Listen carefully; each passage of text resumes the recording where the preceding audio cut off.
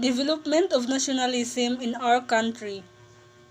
A country is run by its people, and to maintain unity in diversity for the country, there should be a sense of belonging inculcated among the citizens towards their country, and nationalism does exactly that.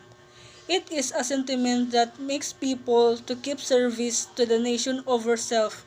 From a larger perspective, it could also be understood as national sentiment that binds the people of different caste, creed, religion, and culture together.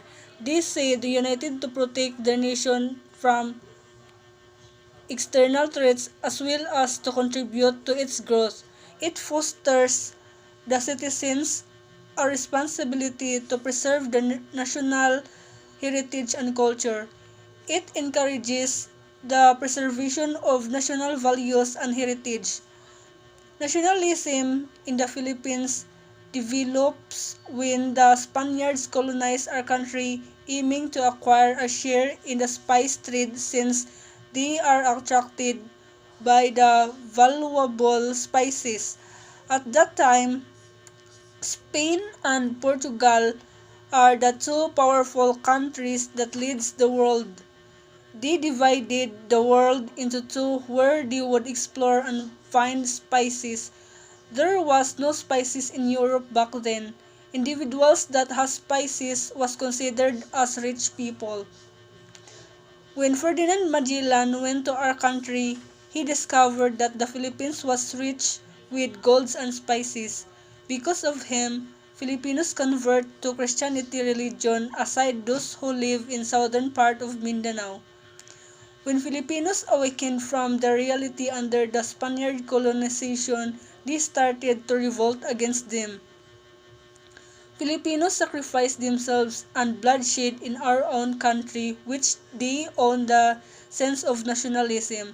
An example for this when Jose Rizal wrote two novels, namely No Limitang Hiri and El Filibusterismo. These novels condemned to fight against the Spaniards who ruled our country for hundreds of years. Although he used pen as weapon, but it is powerful tool where the Spanish government in the Philippines were threatened. There are also Filipinos from part of the Philippines tried to revolt. In our own local province was Francisco Daguhoy. Nationalism is the very important ideology that helps a nation stay secure and also make consistent progress.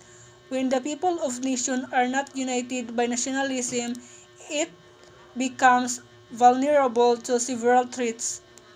The concept of nationalism helps in the economical and cultural development of a nation.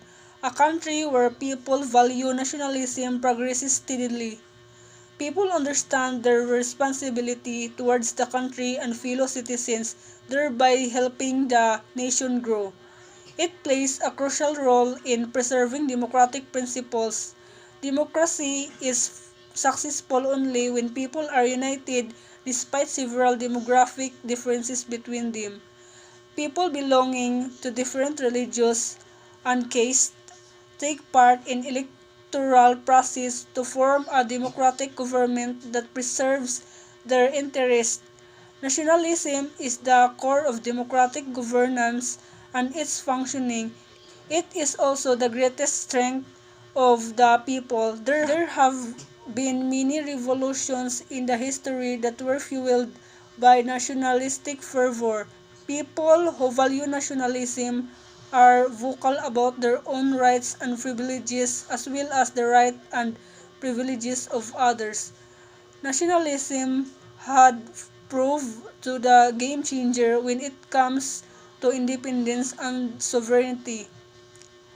Many countries successfully toppled the colonial governments only after nationalism was induced in the ideology of its people. Nationalism plays a significant role in the growth of nation and its people. It is fundamental democratic principles and ensure fair and people-centric governance. It also encourages national values and unites people from various backgrounds for the growth of the nation as well as for its safety. Nationalism here in the Philippines is such a good thing in a way that our people were able to create a national identity that we know today. But I hope that this nation should not use nationalism to make our country feel superior to the nations beyond it. It must say that all men are created equal. The Filipino people have the right to decide what kind of society they want, what is the best for them. They should strive to have the fullest political and economic independence to chart their own future. This is the essence of nationalism.